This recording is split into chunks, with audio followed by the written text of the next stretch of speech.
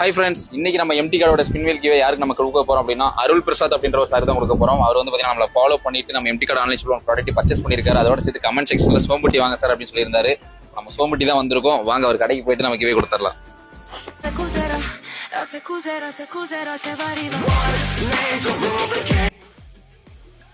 Hi friends, இப்போ வந்து sir நம்ம லைவா பார்த்துட்டோம். சாருக்கு நம்ம ஸ்பின்வீல் கிவே கொடுத்துடலாம். சார் ஸ்பின் பண்ணுங்க. சாருக்கு நான் கிஃப்ட் கிடைக்குதுன்னு பார்க்கலாம்.